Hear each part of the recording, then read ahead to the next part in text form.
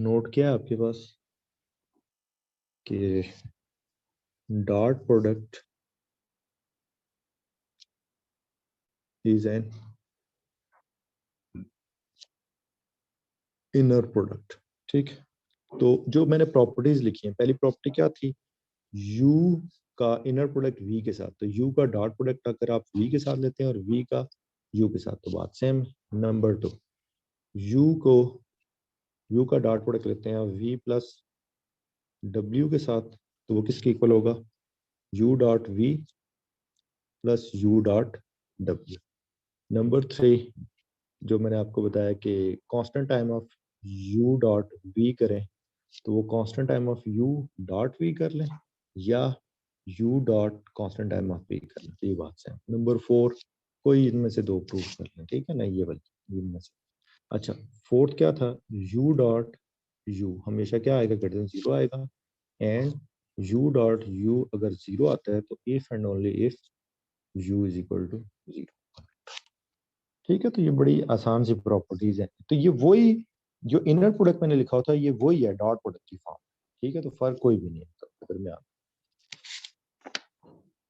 अच्छा, जो जो मेजर डिफरेंस है, देखें, डॉट प्रोडक्ट तो आपके पास नॉर्मली क्या होता था कि दो वेक्टर होते थे, उनके कंपोनेंट वाइज मल्टीप्लाई होता था। यहाँ पे जब भी आप इनर प्रोडक्ट स्पेस प्रूफ करेंगे तो आपको इनर प्रोडक्ट की डेफिनेशन वो खुद से बना के दे देगा। जैसे अगर आपको, मैंने आपको बताया था, एक यूजुअल मल्टीप्लिकेशन होती है, ठीक है, एक होती है जो आप खुद से डिफाइन करते हैं, या आपको क्वेश्चन में दे दिया जाता है।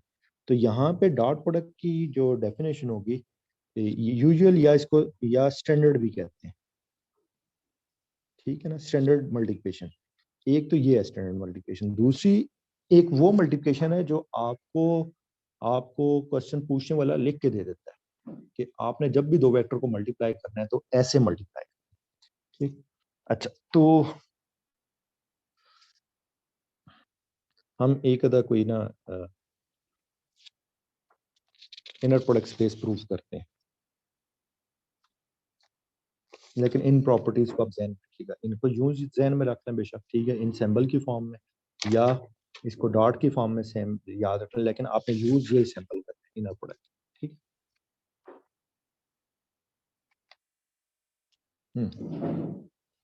तो एक एग्जांपल है आपके पास,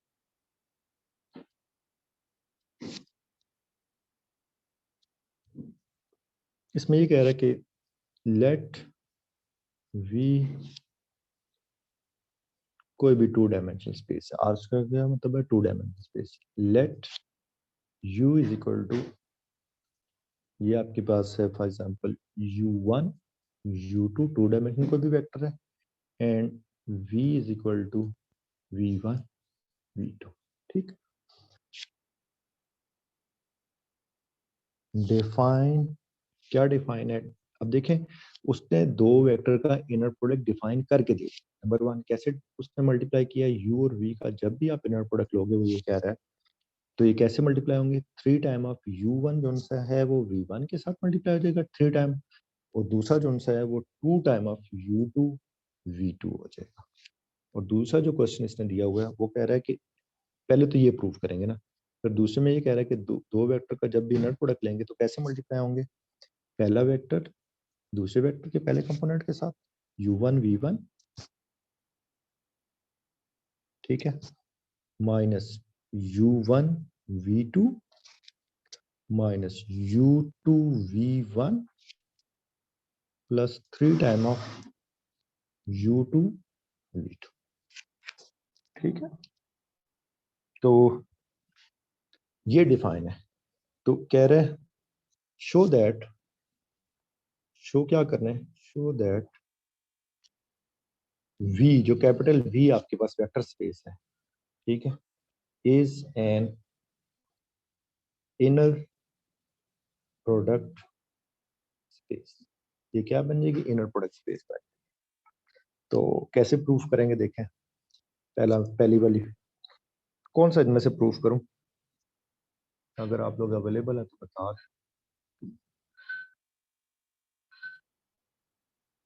हाँ जी, सो तो नहीं गया साथ। सेकंड वाला कर दो।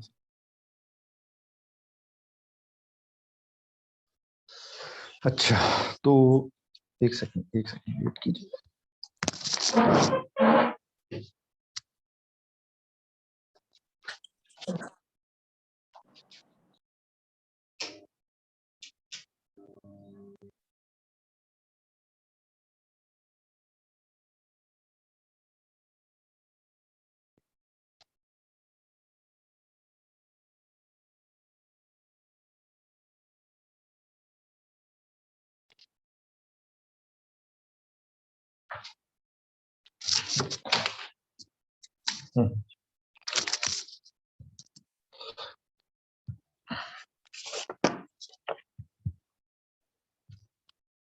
तो इसमें सेकंड वाला हम प्रूफ करते हैं।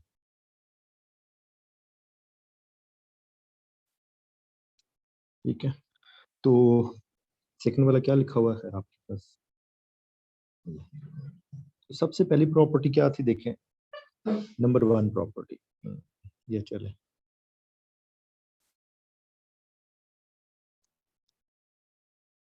सेकंड पार्ट, अच्छा नंबर फर्स्ट प्रॉपर्टी क्या थी? u का v के साथ इनर प्रोडक्ट है या v का u के साथ, तो वो सेम आना चाहिए। ठीक है ना, ये आपके पास फर्स्ट प्रॉपर्टी ये वाली, inner product of u with v should be equal to inner product of v with u। तो क्या लिखा हुआ है? u1 v1 minus u1 v2 minus u2 v1 plus 3 time of क्या आ जाएगा आपके पास, u2 v2। अच्छा, अगर मैं इसको ऐसे लिख लूं, देखें v1 को पहले लिख लूं, ये दोनों वेक्टर के कंपोनेंट है। जैसे एक u वेक्टर लिखा हुआ उसमें 2 3 5 लिखा हो, तो एक एक ये 2 है उसका, ठीक है, तो इसका कंपोनेंट है ये, जैसे ये लिखा हुआ ये, ठीक है ना। तो अगर मैं v1 को पहले लिख लूं और u1 को बाद में लिख लूं, कोई फर्क नहीं पड़ेगा। ठीक है, सिमिलरली ये पहले पे लिख लिया, अब इसको मैं लिखता हूँ माइनस v1 u2। अब फिर मैं इसको लिखूंगा, इसको मैं फर्स्ट पे लिख लेता हूँ, इसको मैं सेकंड पे लिख लेता हूँ, इसको थर्ड पे और इसको फोर्थ पे रहने दूंगा। तो ये क्या बन जाएगा, माइनस ये बन जाएगा आपके पास v2 u1, और ये क्या बन जाएगा 3 टाइम ऑफ v2 u2। अब फर्क सिर्फ इतना है कि मैंने u को रिप्लेस कर दिया है v के साथ, और पोजीशन उनकी वही है। ठीक है, मतलब चीजें वहीं से उठाई, ये नहीं है मैंने खुद से कोई चीजें ऐड सब्ट्रैक्ट की। ठीक, तो पहले पे मैंने इसी को लिखा है लेकिन इनकी पोजीशन चेंज कर दी, दूसरे पे मैंने उसी को लिखा है लेकिन इसकी पोजीशन चेंज कर दी है v1। अब थोड़ी देर के लिए देखें तो ये क्या लिखा हुआ था, पहले क्या लिखा हुआ था, u1 v1 लिखा हुआ था, अब ये क्या हो गया, v1 u1 हो गया। फिर ये लिखा हुआ था u1 v2 लिखा हुआ था, ये u1 v2 लिखा हुआ था, अब क्या बन गया v1 u2 लिखा गया। फिर क्या लिखा हुआ है, u2 v1 लिखा हुआ था, फिर हमने इसको क्या लिख दिया, v2 u1 लिख दिया, प्लस 3u2 v2 लिखा हुआ था, ये 3v2 u2 हो गया। तो ये बेसिकली किस चीज की डेफिनेशन बनी है, कम inner product of v with u। तो ये पहली प्रॉपर्टी थी उसकी। ठीक है, नंबर सेकंड प्रॉपर्टी क्या है उसकी, कि लेट कर लेते हैं, पहले आपके पास 2 वेक्टर हैं तो 3 वेक्टर होने चाहिए। लेट सपोज कर लेते हैं w is equal to w1 and w2, ये भी किसको बिलोंग कर रहे हैं, आर स्क्वायर। तो हम u का इनर प्रोडक्ट लेते हैं v प्लस w के साथ। ठीक, तो देखें कैसे मल्टीप्लाई होगा, इसको चलें पहले लिख लेते हैं, u1 u2 का हम इनर प्रोडक्ट लेने जा रहे हैं किसके साथ, v1 plus w1 v2 plus w2 के साथ। तो अकॉर्डिंग टू डेफिनेशन ये दो वेक्टर्स का इनर प्रोडक्ट कैसे लिया जाता है, इस डेफिनेशन को हमने फॉलो करना है। तो क्या बनेगा, u1 v1, u1 यहाँ पे v1 क्या है, यहाँ पे ये वाला है, ये सारा v1, ठीक है, और ये सारे का सारा v2 है। u1 v1, v1 क्या है, v1 प्लस w1, फिर माइनस u1 v2, v2 यहाँ पे क्या है, v2 plus w2, minus u2 v1, v1 किसके इक्वल है, v1 प्लस w1, और लास्ट में आपके पास क्या आता है plus 3 time of u2 v2, u2 v2 यहाँ पे किसके इक्वल है v2 प्लस w2। अब ऐसा करें कि u the product of u with v separate कर लें और product of u with w separate, क्या आ जाएगा u1 v1 minus u1 v2 minus u2 v1 plus 3 time of u2 v2, और दूसरा क्या आता है plus u1 w1 minus u1 w2 minus u2 w1 plus 3 time of u2 w2। तो ये पहले वाला कॉम्बिनेशन क्या बन रहा है, ये कॉम्बिनेशन बन रहा है inner product of u with v बन रहा है, और दूसरा जो कॉम्बिनेशन बन रहा है वो u विद w बन रहा है। वही डेफिनेशन नहीं बन रही, ये देखिए ये पहला कॉम्बिनेशन वही चीज बन रही है और दूसरा कॉम्बिनेशन वही डेफिनेशन बन रही, ये लिखी भी हुई है। u विद v क्या बनता है, ये सारा बनता है, और u विद w क्या बनेगा, v की जगह क्या आ जाएंगे w आ। तो हमने ये नहीं सेकंड प्रॉपर्टी प्रूफ करनी थी, ये देखें inner product of u with v plus w should be equal to inner product u with v plus u with w। Third में क्या था आपके पास, थर्ड बड़ी आसान सी प्रॉपर्टी,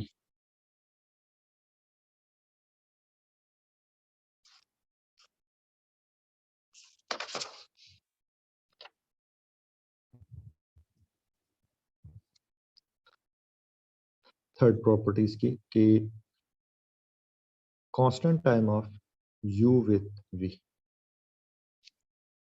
तो constant time of u with v क्या है, u1 v1, इसकी डेफिनेशन लगा दें जो given, minus u1 v2 minus u2 v1 plus 3 time of u2 v2। अब एक काम कर लें कि कांस्टेंट को सिर्फ u1 के साथ मल्टीप्लाई कर दें, u1 v1 minus constant time of u1 v2 minus constant time of u2 v1 3 time of constant time of u2 v2। तो ये किस चीज की डेफिनेशन सारी बन जाती है, ये बन जाती है constant time of u with v बन जाती है सारी की, क्योंकि कांस्टेंट सिर्फ u के साथ आ रहा है। फोर्थ जो प्रॉपर्टी है इसके, दो सेम वेक्टर का इनर प्रोडक्ट लेते हैं, u का इनर प्रोडक्ट विद u लेते हैं, तो ये हमेशा क्या आना चाहिए, पॉजिटिव आना चाहिए। तो ये चीज हम प्रूफ करने जा रहे हैं। तो दो सेम वेक्टर का इनर प्रोडक्ट, क्या डेफिनेशन थी देखें, u1 v1 था तो ये क्या हो जाएगा u1 u1 हो जाएगा, दो same, minus u1 u2 v2 था तो u1 u2 हो जाएगा, माइनस u2 v1 था तो ये u1 हो जाएगा, plus 3 time of u2 u2 हो जाएगा। अब ये क्या बन रहा है u1 स्क्वायर, ये minus 2 time of u1 u2 बन रहा है, तो ये क्या बन रहा है 3 टाइम ऑफ u2 स्क्वायर। हम ये जज कर सकते हैं यहाँ से कि ये पॉजिटिव है या नहीं। तो पॉजिटिव वही चीज होती है जो यूजली स्क्वायर की फॉर्म में आती है या सम ऑफ स्क्वायर की फॉर्म में आती है, ठीक है। तो ये तो यहाँ पे एक चीज बीच में नेगेटिव होगी, तो देखें इसको कैसे पॉजिटिव बनाया जा सकता है, u1 square minus 2 time of u1 u2, अगर मैं यहाँ से u2 स्क्वायर ब्रेक कर लूँ इसको और प्लस 2u2 स्क्वायर लिख लो, तो ये क्या बन जाता है, ये बन जाएगा u1 minus u2 whole square, और ये क्या बन जाएगा 2 टाइम ऑफ u2 का स्क्वायर। तो ये चीज आपको क्या बता रही है, ये बता रही है ये आपके पास एक पॉजिटिव नंबर है, और ये भी क्या बता रहा है, ये भी पॉजिटिव है, और ये भी क्या है, ये भी पॉजिटिव है, ठीक है ना। Square square is always positive, ठीक है ना, स्क्वायर हमेशा क्या होता है आपके पास, पॉजिटिव होता है। तो ये सारा जो एक्सप्रेशन है, ठीक है, क्योंकि ये भी पॉजिटिव है, ठीक है, तो ये सारा एक्सप्रेशन आपको क्या बता रहा है कि ये चीज क्या है, ग्रेटर देन इक्वल टू 0, ठीक है। और हम ये भी कह सकते हैं कि ये चीज तो प्रूफ हो गई है कि दो सेम वेक्टर का इनर प्रोडक्ट हमेशा क्या होगा, पॉजिटिव होगा। देखिए हम यहाँ से चले तो इस सारे को हमने पॉजिटिव प्रूफ कर दिया। अब क्या होगा, ये इक्वल टू अगर 0 हो जाए, इक्वल टू 0 हो गया मतलब ये एक्सप्रेशन सारे का सारा क्या है, u1 minus u2 square plus 2 time of u2 square is equal to 0। जब कोई चीज इक्वल टू जीरो होती है तो इसका मतलब है अगर सम इक्वल टू जीरो, इसका मतलब है पहला कंपोनेंट भी जीरो होगा और इसका दूसरा कंपोनेंट भी जीरो होगा। तो u1 minus u2 square is equal to zero होगा, या 2 टाइम ऑफ u2 ये भी जीरो होगा। इस इसमें से अगर वैल्यू कैलकुलेट करें तो ये क्या बनती है, u2 इज इक्वल टू, तो जीरो हो नहीं सकता, ठीक है, तो u2 इक्वल जीरो होगा। अगर u2 जीरो है तो इसको उठा के वहां पे पुट करें, तो ये क्या आ जाएगा, u1 माइनस जीरो का square is equal to zero. तो u1 की वैल्यू भी क्या आती है, जीरो आती है, ठीक है। तो इसका क्या मतलब है, u वेक्टर क्या था, u1 u2 के इक्वल था, तो ये क्या बन गया, जीरो, ठीक है। तो ये सारी कंडीशनें फुलफिल हो गई। हमने ये कहा था ना, अगर दो सेम वेक्टर का इनर प्रोडक्ट जीरो है तो u vector actually itself zero. तो अगर ये सारी कंडीशनें फुलफिल होती हैं तो हम ये कह सकते हैं hence given product is an inner product space, ठीक है। तो बेसिकली जो प्रोडक्ट डिफाइन होता है, ये वाला प्रोडक्ट डिफाइन, इस प्रोडक्ट को हमने शो करना था कि ये इनर प्रोडक्ट स्पेस बनाता है, तो हमने शो कर दिया इसकी सारी प्रॉपर्टीज फुलफिल करके, ठीक है। तो इस चीज को आप याद रखिएगा। कोई और एग्जांपल भी करते हैं हम, इसमें कुछ चीज पूछनी है तो पूछ सकते हैं वैसे।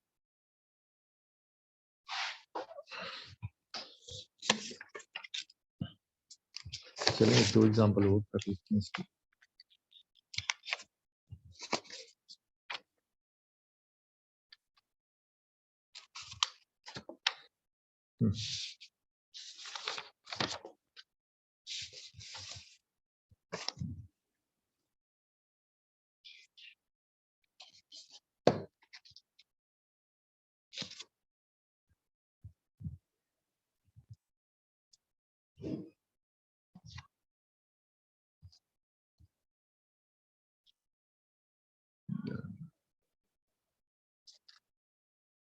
एक एग्जांपल है आपके पास कि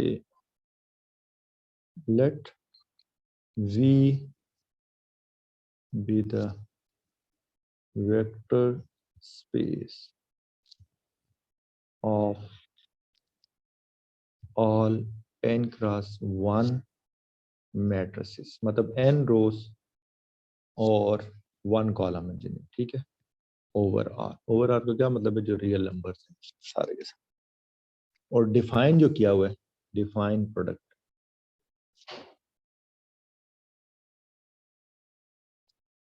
कह रहे हैं कि जब भी उन दो मैट्रिसेस को मल्टीप्लाई करेंगे C1 और C2 को, ठीक है, तो आंसर क्या आएगा, डिटर्मिनेंट ऑफ पहले वेक्टर का ट्रांसपोज और दूसरा मैट्रिक्स आ जाए, ठीक है, फिर उसका आप डिटर्मिनेंट ले, ये डिफाइन किया हुआ, ठीक है।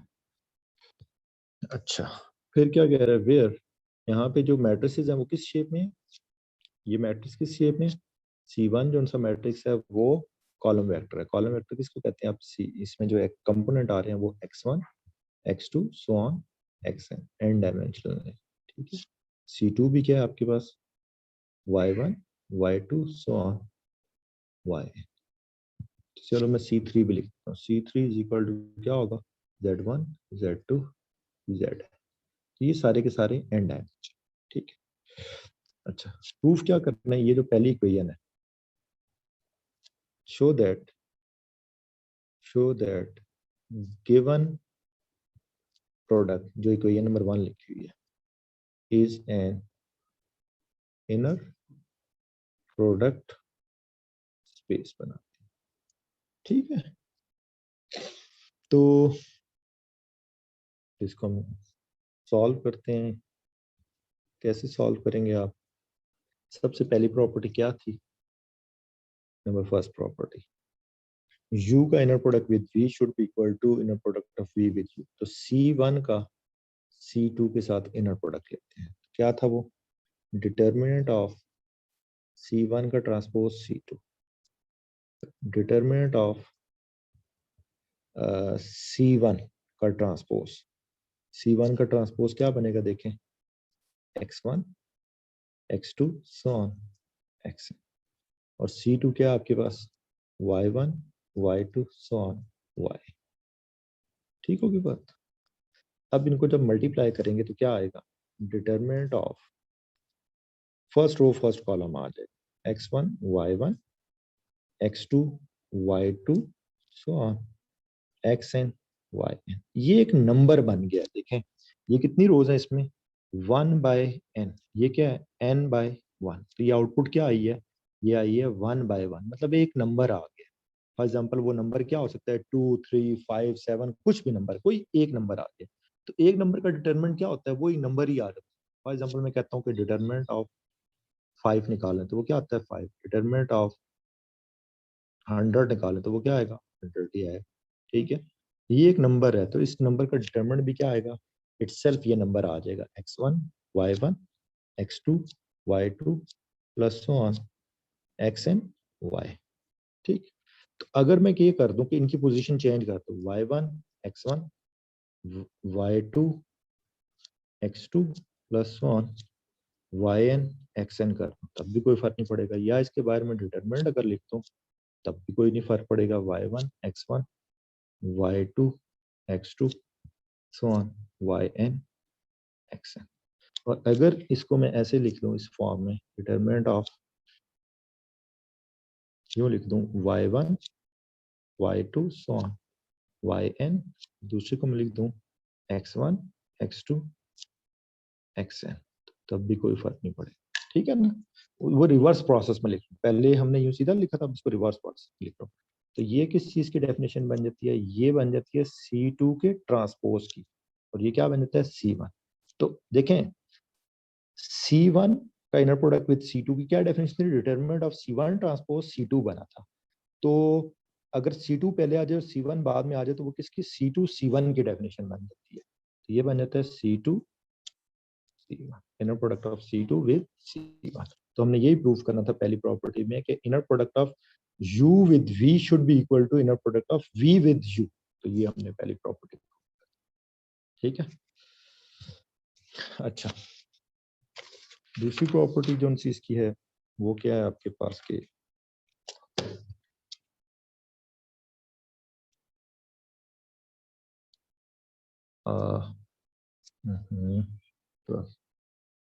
Second property, inner product of U with V plus W। और यहाँ पे सॉरी क्या बन जाएगा, ये बन जाएगा C1 with C2 plus C3। तो ये क्या डेफिनेशन थी, डिटरमिनेंट ऑफ C1 का ट्रांसपोज आ जाता है और C2 प्लस C3 आ जाता है।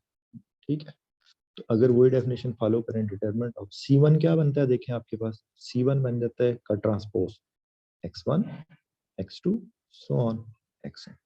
C2 प्लस C3 क्या बनेगा, ये बन जाएगा y1 plus z1 y2 plus z2 so on yn plus zn। ठीक है, अब इसको मल्टीप्लाई करें, डिटरमिनेंट ऑफ ये क्या बन जाएगा आपके पास x1 y1 plus z1 x2 y2 plus z2 plus so on xn yn plus zn। ठीक, तो डिटरमिनेंट ऑफ ये क्या बन जाएगा आपके पास x1 y1 x1 x और y वालों को सेपरेट कर लें, x और z वालों को सेपरेट कर लें, x1 y1 plus x2 y2 so on xn y। ठीक है, plus x1 z1 x2 z2 plus so on xn z। ठीक है, तो डिटरमिनेंट की प्रॉपर्टी आप इसको सेपरेट कर सकते हैं, x1 y1 x2 y2 so on xn z plus determinant of x1 z1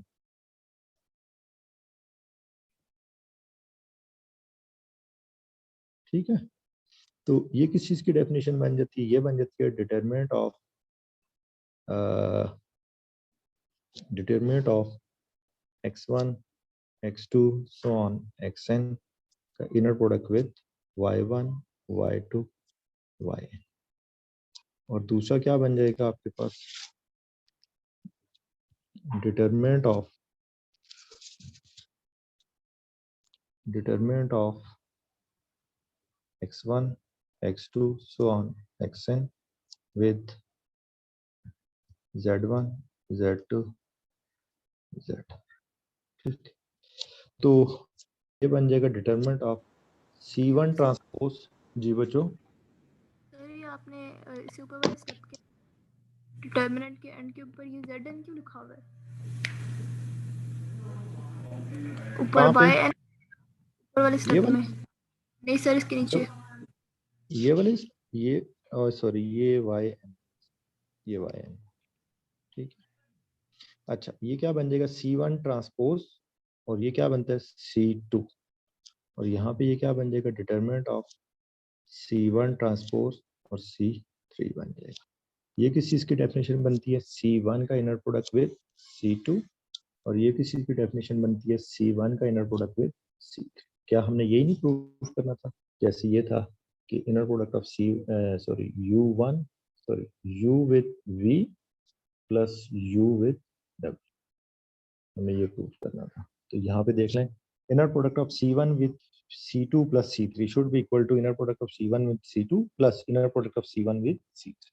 तो ये इसकी सेकंड प्रॉपर्टी प्रूव। इसमें कोई चीज पूछनी है तो पूछ सकते हो। अच्छा आगे चलते हैं। थर्ड जो इसकी प्रॉपर्टी है, थर्ड प्रॉपर्टी में क्या था आपके पास कि हम कांस्टेंट को यहाँ पे मैं k कह देता हूँ, k बिलोंग्स टू कोई रियल नंबर, ठीक है, k बिलोंग्स टू, इसको C1 और C2 के साथ मल्टीप्लाई करते हैं, ये क्या आ जाएगा constant time of determinant of C1 transpose with C2। तो C1 ट्रांसपोज हमने ऑलरेडी किया हुआ है कि इसका आंसर क्या आता था x1 y1 x2 y2 so on xn y, direct मैंने लिख दिया, ठीक है ना। तो ये एक कांस्टेंट नंबर है, मैंने आपको पहले ही बताया था एक कांस्टेंट नंबर है। फॉर एग्जांपल लिखा हुआ है 5 टाइम ऑफ डिटरमिनेंट ऑफ 18 लिखा हुआ है, तो आप इसको लिख सकते हैं डिटरमिनेंट ऑफ 5 टाइम ऑफ 18, कोई फर्क नहीं पड़ेगा, ठीक है ना। तो ये बन जाएगा determinant of k time of x1 y1 plus k time of x2 y2 plus so on k time of xn y। सिर्फ आप ऐसा कर लें कि इस k को सिर्फ x वालों के साथ लिखते हैं आप, ठीक है ना, इसके साथ, इसके साथ, इसके साथ। तो ये किस चीज की डेफिनेशन बन जाएगी kx1 kx2 so on kx है, और दूसरा क्या बन जाएगा आपके पास y1 y2 so on y। तो इसको हम ये भी लिख सकते हैं डिटरमिनेंट ऑफ ये बन जाएगा k को बेशक मैट्रिक्स से बाहर ले जाएं, C1 इसका होल का ट्रांसपोज अगर लिखना चाहते हैं तो होल का लिख लें, ठीक है, कांस्टेंट का ट्रांसपोज कांस्टेंट ही आता है इनटू C2। तो ये किस चीज की डेफिनेशन बनती है inner product of k time of C1 into C2। तो यही हमने प्रूफ करना था, ठीक है। और जो फोर्थ प्रॉपर्टी है, ठीक है, दो सेम वेक्टर का इनर प्रोडक्ट, C1 का इनर प्रोडक्ट लेता हूँ मैं C1 के साथ, तो वो क्या बनेगा determinant of C1 transpose with C1। तो ये क्या बन जाएगा आपके पास जब इनको मल्टीप्लाई करेंगे, determinant of x1 x2 so on xn x1 x2 so on xn। तो जब इनको आप मल्टीप्लाई करते हैं तो ये बन जाएगा x1 square x2 square so on xn square. तो डिटरमिनेंट को अगर आप हटा भी दें या कांस्टेंट के ऊपर अप्लाई भी कर दें तो क्या बनता है x1 square x2 square plus so on xn square. मैंने आपको बताया था कि sum of squares of numbers is always greater than, ये भी क्या होगा, तो हमने ये कहा था कि दो सेम वेक्टर का इनर प्रोडक्ट क्या होता है, जीरो के greater than equal to zero होता है। एंड वो जीरो कब होगा, C1 के साथ अगर इनर प्रोडक्ट जीरो है, if and only if x1, ये जो आंसर इसका आया है ये जीरो के इक्वल कब होगा, x1 square plus x2 square so on xn का स्क्वायर, ये जीरो के इक्वल कब होगा, जब ये सारा जो इसका आउटपुट है वो जीरो के इक्वल हो। जीरो के इक्वल आउटपुट होने का क्या मतलब है कि इसमें x1 भी जीरो है, x2 भी जीरो है, सो ऑन xn भी इसमें जीरो है, ये भी जीरो है, इक्वल के साइन है, xn भी जीरो है। ठीक है, तो इसका क्या मतलब हुआ कि सी वेक्टर जो उनका था, जो कॉलम वेक्टर था, ठीक है, वो क्या था आपके पास, x1 x2 so on xn, ये क्या बन गया, 0 0 सो ऑन। तो हम ये कह सकते हैं कि hence given product is an inner product space, सारी कंडीशन इसने फुलफिल कर, ठीक है ना। तो ये है बहुत आसान सा प्रोसीजर, बार बार एक ही प्रोसीजर करना है, सिर्फ आपने डेफिनेशन को फॉलो करना है, जो डेफिनेशन लिखी होगी उसके मुताबिक चलना है, ठीक है।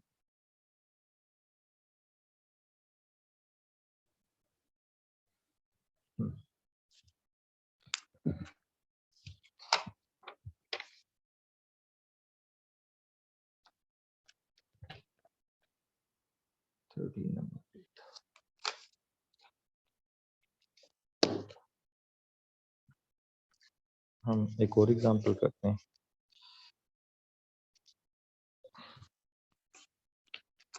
अच्छा, कोई एक आधी ऐसी एग्जांपल करते हैं, ये चलें एक एग्जांपल पहले कर लेते हैं, उसके बाद एक ऐसी एग्जांपल करते हैं जो इनर प्रोडक्ट स्पेस नहीं बनाएगी, ठीक है।